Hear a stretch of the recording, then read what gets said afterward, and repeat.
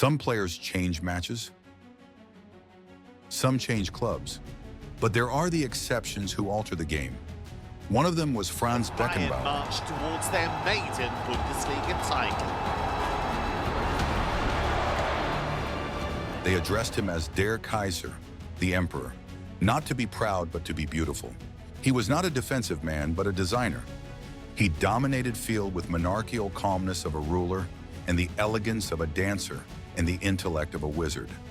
Out of war ruins to a World Cup winner, broken streets in Munich to the golden age of football, it is the narrative of the man who made a turn of defending into an art and leadership into legend. Franz Anton Beckenbauer was born in 1945 in Munich in Germany.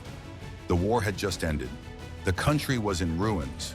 Where others perceived ashes, Beckenbauer perceived a ball. Football was not only a sport, it was a means to restore identity, hope, and pride.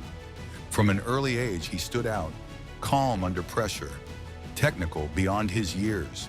And even there, something royal in the manner he held himself, a silent assurance which held people in suspense. At the age of 13, he entered into the youth academy of Bayern Munich, and others struggled to gain authority. Beckenbauer was being trained in control, not with violence, but with genius. He wasn't interested in chaos.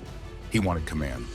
Football in the 60s was strict, with the defenders being defensive and the attackers being offensive. Then came Beckenbauer, and everything changed.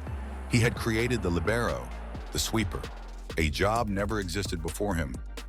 Rather than being in the line, he moved forward, dribbling the ball, arranging backline attacks, etc.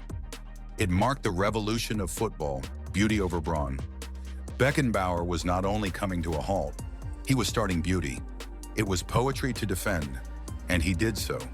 All the touches, all the strides, smooth, easy, royal. And there was a new language in football. During the time of Beckenbauer, Bayern Munich was invincible. Yankees' first goal. The 70s were not only the decade of Bayern, but was the kingdom of Beckenbauer. 3 successive European championships, 4 Bundesliga titles, millions of nights of subjugation. A captain he was, but conductor too. Controlling all the notes, all the movements, all the breathing of his team. Together with such legends as Gerd Müller and Sepp Maier, he created a dynasty which characterized German football. And yet Beckenbauer never yelled even in triumph. His was a silent leadership and his silence power. 1974, the World Cup. West Germany as ancient as walls, and in the core of it was Beckenbauer. Opponents of the Netherlands, the genius of Johan Cruyff, the total football revolution. The stage was Munich. The burden of the past, enormous. When West Germany was late in getting ahead, many felt that it was collapsing. But Der Kaiser didn't panic. He merely had to change the rhythm, had to slow down the game, to pacify his men, and to set the pace like a maestro in a frenzy. At the last whistle, Germany had reversed the tide, champions of the world. Beckenbauer was the first captain to win the World Cup on behalf of West Germany. And on this very night, the boy out of the post-war Munich was the emperor of the world. Beckenbauer had already cut his legend 4 years before in Mexico.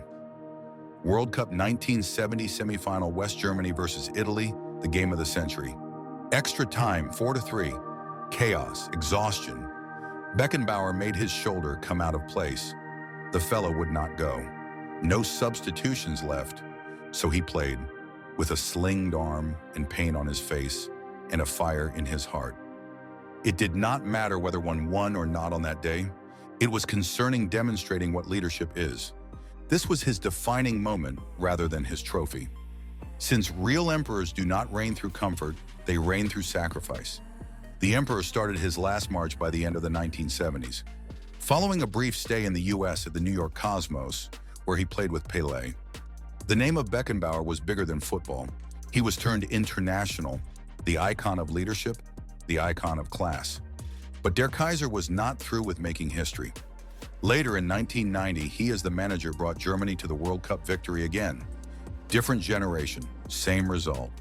The world has only seen 2 men carry the World Cup as a captain and coach. Franz Beckenbauer is one of them. Beckenbauer was of the opinion that football was not a struggle, but a dialogue.